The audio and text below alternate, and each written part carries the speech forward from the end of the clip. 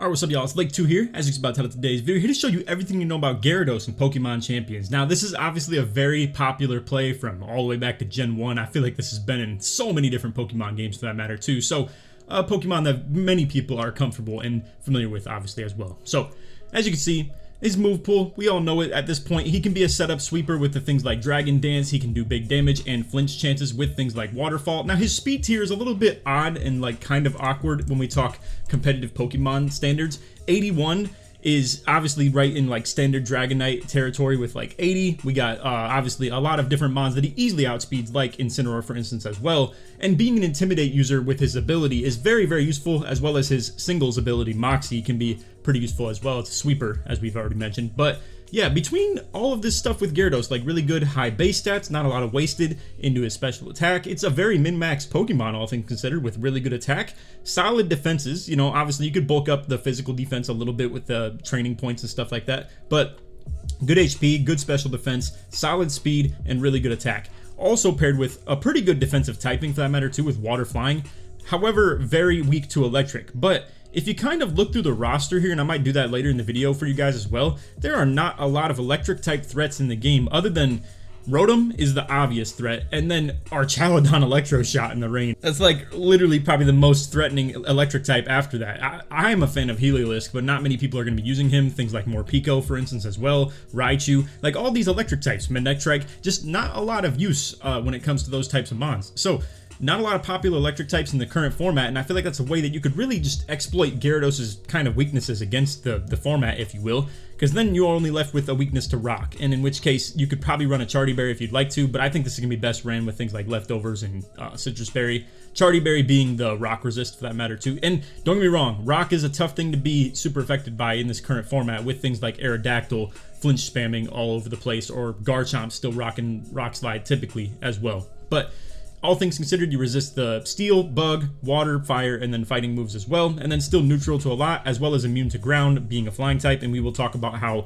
he synergizes pretty good with a lot of those ground types, like for instance Garchomp being good on his team. But anyway, yeah, and just crazy. This guy literally might be in every single Pokemon game ever, for all I know. But anyway, as far as my own personal notes on this mon, you can read over this quickly if you'd like to, or I'll just go ahead and read all this stuff for you as well. But we will get into the game stats in just a second as well.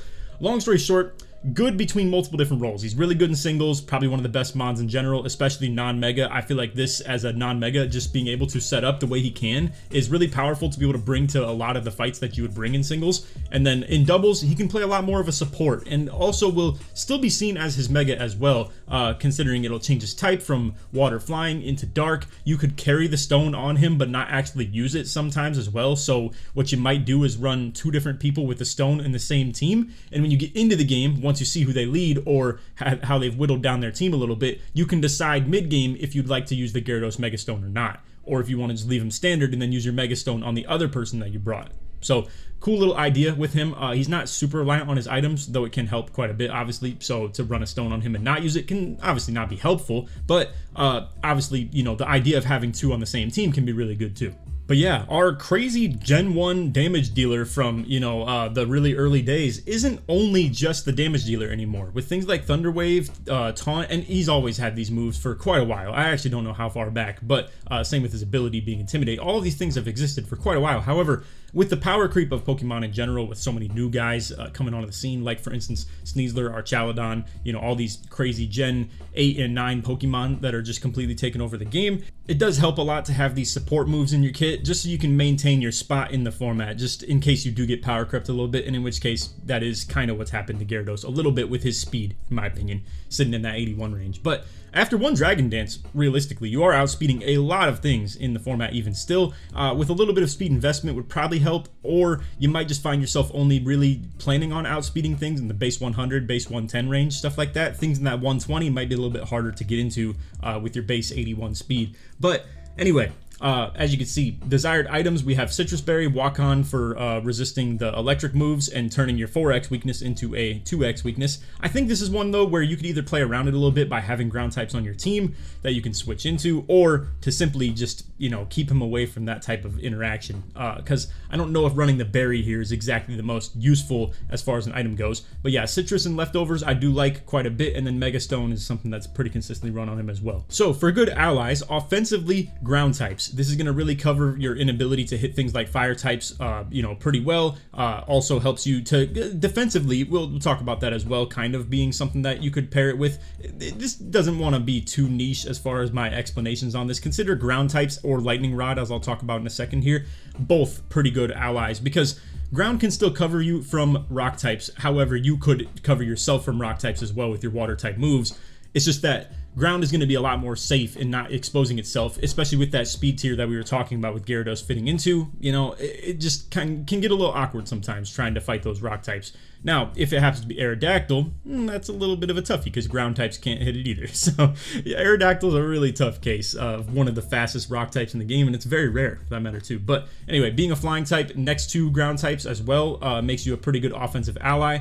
You could say the same thing about Rotom having Levitate can be pretty useful as well next to a ground type. But yes, absolutely, with them spamming Earthquakes and you maybe even being able to set up with them taking KOs, or if you can chip into something like, let's say, Waterfall plus an Earthquake, and that can direct hit as well as spread damage with the Quake, be able to get KOs and pick those up, it can be pretty useful. And again, as far as his utility, Intimidate is an amazing ability. If we come over here to Showdown, I actually have this sorted where we have all of the Intimidate mons. I mean, as you can see, Arbok, pretty bad to like mid, I would say, really not useful. Arcanine, very good, however fire type, so him and Incineroar kind of duke out for their own roles between each other. Then there's Crocodile as well, who's not like the bulkiest, but it's not terrible, all things considered. It's just a little bit of an off meta weird play, if you get what I'm saying. Ground Dark, more of a good offensive type rather than defensive, as far as all that goes. And then you start getting lower into the list, like Luxray, for instance. Tauros is interesting as well, which it being a water type potential can be kind of interesting as far as it playing into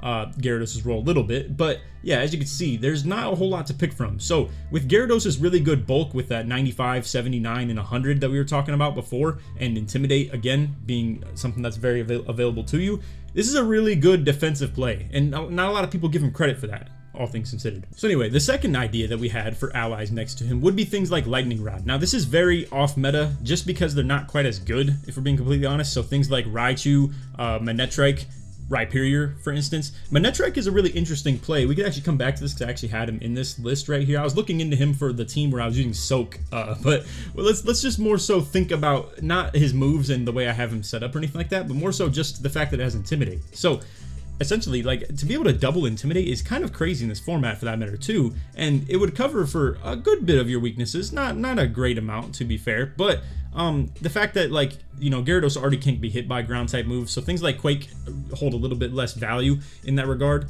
But yeah, I do, however, think, and especially in Manectric's case too, if we come over to the base speed at 135, it does outspeed Aerodactyl.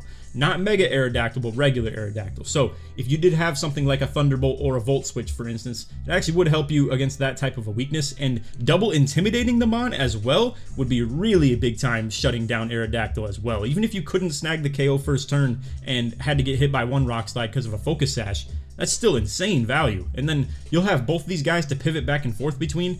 It is just truly, like, amazing. And I think that's the best use case that you could see out of Manectric and Gyarados as well, because they're both pretty underplayed mons, all things considered. Gyarados is a lot higher, though, obviously, than Manectric, but yeah, an interesting play between each other. So, for a couple of other options, like we said, there's Raichu, there's Rhyperior. Rhyperior, however, doesn't really benefit from the Lightning Rod stuff. However, it will protect you from electric-type moves, so that's my bad for not even really talking about that in the moment.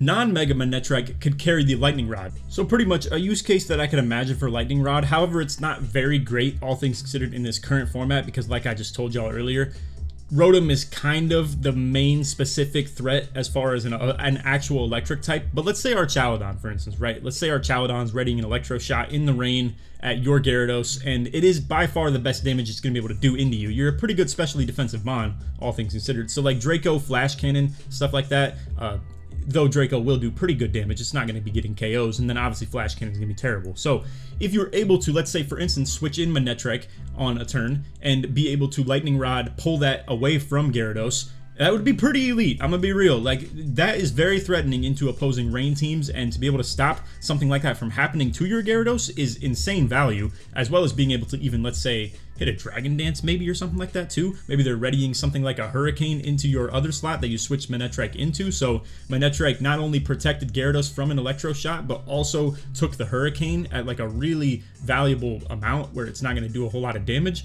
And then you're going to be threatening big damage back into them as well, with like, let's say for instance, Volt Switch from Manectric into Pelipper, and then Gyarados being, threatening into the Archaludon just off the fact that for all they know, they can't click an Electro Shot again. So yeah, I mean, not granted, Gyarados can't really delete Archaludon that great, being a physical attacker and not having a lot of super effective damage into him. So I'm not here to say that that's a perfect situation, but it can at least get you out of a sticky one, all things considered. All right, so coming over here to the in-game stats, as you're going to see, majority of people are actually running the Mega Stone on him as well, even in doubles. So I think that's a kind of fun thing about him and Manectric working together as well, is that you could maybe even still just bring the Mega Stone on both of them as well. And they really do have interesting synergy. However, you're not going to see that in the top 10 teammates because obviously everybody's just a meta head.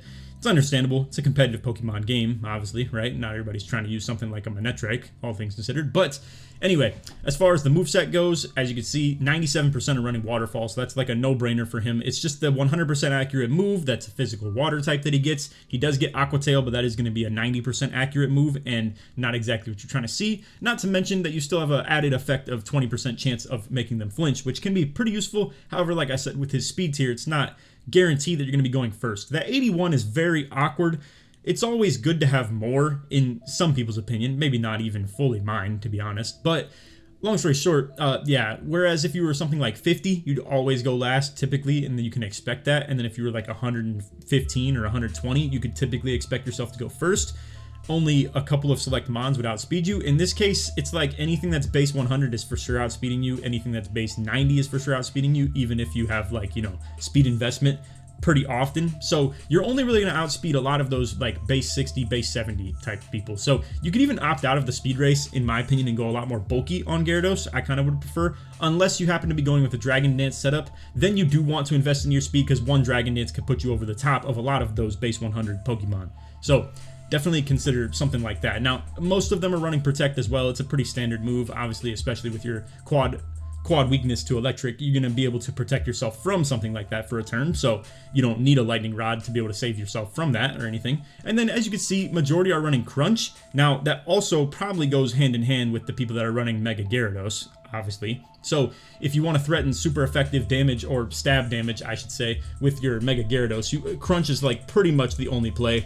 Bite, technically, yes, but that is obviously only 60 base power, but has chances of flinching. So Mega Gyarados is going to change his ability to Mold Breaker. We talked about this on the Tinkaton video yesterday, where essentially this is going to bypass a lot of abilities. So like, let's say for instance, Sturdy Archaludon, however you don't really have the ability to one-shot him, it could still come into play in a couple of other people's use cases as well. But long story short, you're just going to bypass a lot of abilities that would typically maybe, make it a little bit annoying for you. The best use case I can think of is Water Absorb on like Vaporeon, for instance. If you hit, let's say, something like Waterfall into the slot and they switch to Vaporeon in, instead of it absorbing the damage and healing itself, it will instead obviously damage them. So just a niche use case that comes to mind at the very least right now. As you can see with Mega Gyarados, it buffs up its special defense and attack at a pretty good rate, all things considered, with 155 and then 130. And all together, still very good bulk. Like, once again, still 95 HP with 109 defense and then 130 special defense. Does not upgrade its